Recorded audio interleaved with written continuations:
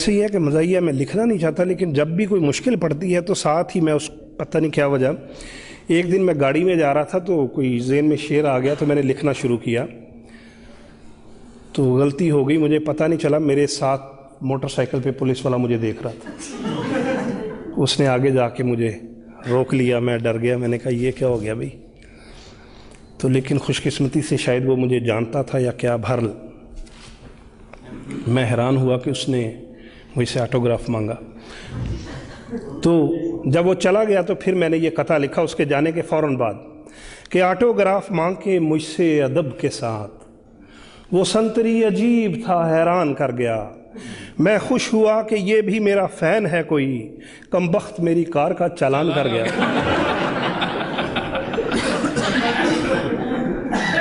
एक कथा है जी कि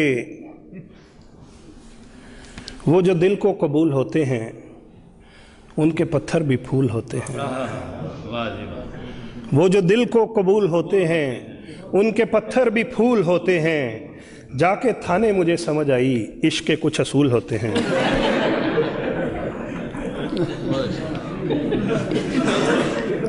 एक कथा है सिर्फ मर्द हजरात के लिए है, मेरी बहनों से दरख्वास्त है कि वो ना सुने, ये सिर्फ मर्द हजरात के लिए है कि आप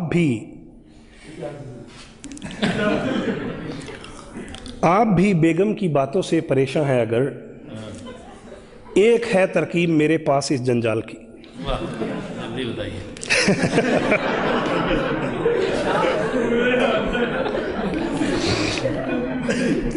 आप भी बेगम की बातों से परेशान हैं अगर, एक है तरकीब मेरे पास इस जंजाल की, आज जाके आप भी बेगम से बस इतना कहें, आप जब खामोश हों लगती हैं 16 साल की।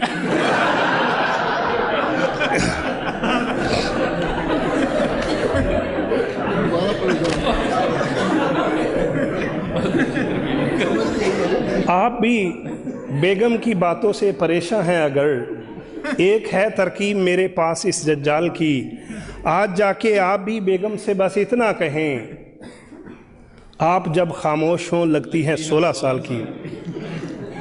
लेकिन ये नुस्खा आपने अपने रिस्क पे आजमाना है, क्योंकि एक दफ़ा एक साहब मेरे पास आए, कहते मैंने वो नुस्खा आजमाया है मुझे तो उल्टा पड़ गया है। मैंने कहा वो क्यों? कहते मैंने जाके बेगम को कहा कि आप 16 साल की लग रही हैं। कहते मेरी बेगम ने कहा कि आपकी पहले आंखें ख़राब थी अब दिमाग भी ख़राब हो गया।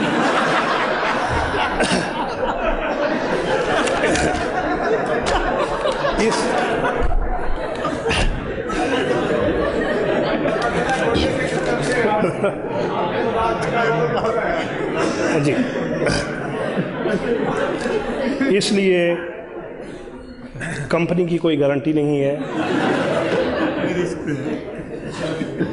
करके अगवा सांस मेरे बास की, करके अगवा सांस मेरे बास की, दी है धमकी डाकुओं ने बॉस को।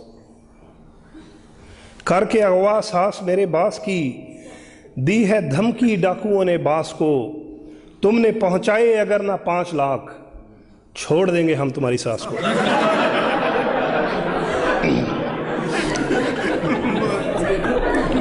छोड़ देंगे हम तुम्हारी। करके अगवा सांस मेरे बॉस की, दी है धमकी डाकुओं ने बॉस को, तुमने पहुंचाए अगर ना 5 लाख, छोड़ देंगे हम तुम्हारी सास को। बाज़ ख़वातीन बहुत नेक दिल होती हैं, साफ गो होती हैं, साफ साफ बात करती हैं। ऐसी ही खातून का एक जिक्र है कि जज ने पूछा गुस्से में एक औरत से, जज ने पूछा गुस्से में एक औरत से, आपने शोहर को हांडी क्यों मारी थी? जज ने पूछा गुस्से में एक औरत से, आपने शोहर को हांडी क्यों मारी थी? इस पे वो मासूम सी औरत यूं बोली, देग उठानी चाहिए थी वो भारी थी।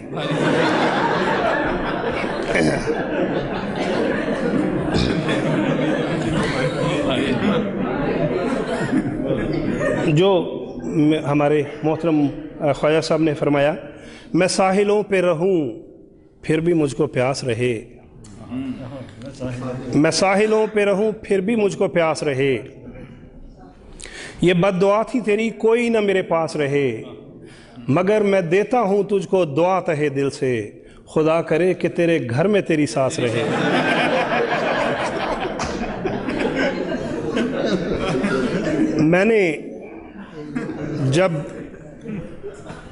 मैंने जब ये कथा लिखा तो मेरी बाज़ बहनों ने मुझे पकड़ लिया। उन्होंने कहा कि आपने सास के ख़िलाफ़ लिखा है, अब आपकी जान सिर्फ इसलिए छूट सकती है कि आप सास के हक़ में लिखें।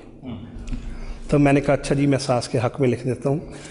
अगली दफ़ा एक जगह बहुत बड़ी गैदरिंग थी, वहाँ पे मैंने ये शेर लिखा कि फ़कत एक शेर था मैंने सुनाया सास के बारे, फ़कत एक शेर था मैंने सुनाया सास के बारे, गलत फहमी हुई ऐसी कि अब मेरी क्लासें हों। मुझे तो सास के रिश्ते से खुद इतनी अकीदत है, मेरी ज़ाती तमन्ना है मेरी 2-3 सासें।